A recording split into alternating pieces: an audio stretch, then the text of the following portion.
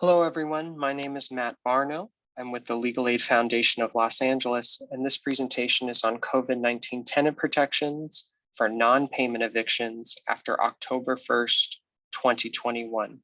So there are additional protections available for other types of eviction cases, but this presentation will focus specifically on protections in non-payment of rent evictions. So we'll start with statewide tenant protections available to everyone in California by virtue of state law. For unpaid rent between March 1st, 2020 and September 30th, 2021, landlords are still required to serve a 15-day notice to pay rent or quit before starting the eviction process. However, beginning October 1st, 2021, landlords will once again be permitted to serve a 3-day notice to pay or quit to begin the eviction process. It's important to remember that pre-existing protections under state law continue to apply after October 1st, 2021. So if a tenant properly delivered COVID-19 related financial distress declarations to their landlord, the following protections will continue to apply. For unpaid rent between March 1st, 2020 and August 31st, 2020, the tenant cannot be evicted if they properly submitted financial distress declarations to their landlord. For unpaid rent between September 1st, 2020 and September 30th, 2021, the tenant cannot be evicted if they properly submitted financial distress declarations and the tenant paid 25% of the rent due during this period by September 30th, 2021. Beginning with October 1st, 2021, no additional protections will be available for unpaid rent.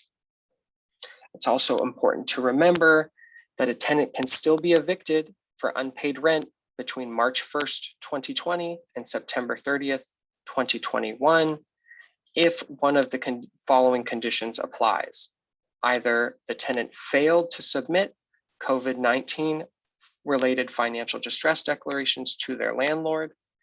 That applies unless the court finds that the tenant's failure to submit declarations was due to mistake, inadvertence, surprise, or excusable neglect.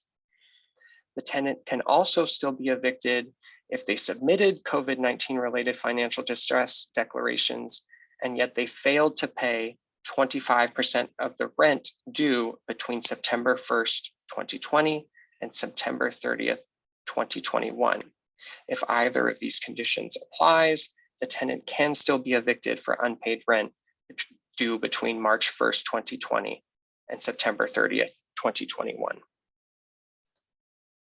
It's also important to note that even if a tenant is protected from eviction for unpaid rent between March 1st, 2020 and September 30th, 2021, landlords can still pursue this unpaid rent in small claims court. Now, the landlord cannot pursue this unpaid rent until November 1st, 2021. November 1st, 2021 will be the first date that landlords are permitted to file in small claims court in order to recover unpaid rent. Now, with their filing in small claims court, the landlord must also affirm one of the following. Either the landlord made a good faith effort to investigate whether government rental assistance is available to the tenant, the landlord sought government or rental assistance for the tenant themselves, or the landlord cooperated with tenant's effort to obtain government rental assistance. If the landlord fails to affirm one of these three conditions in their small claims court filing, they will not be permitted to pursue the unpaid rent from March 1st to 2020 to September 30th, 2021 in small claims court. The landlord must affirm one of these conditions in order to pursue that unpaid rent in small claims court. In order to evict for unpaid rent after October 1st, 2021, the landlord must also affirm one of these three conditions in their filing. Either the landlord applied for rental assistance and the application was denied, or the landlord submitted a rental assistance application and the tenant did not respond within 20 days of the application filing or service of the 3-day notice, whichever is later, or the tenancy began on or after October 1st, 2021.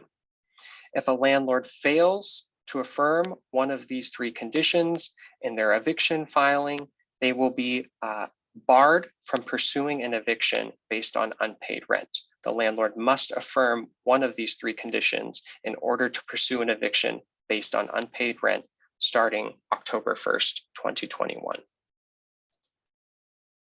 Moving on to additional protections available to residents of Los Angeles County.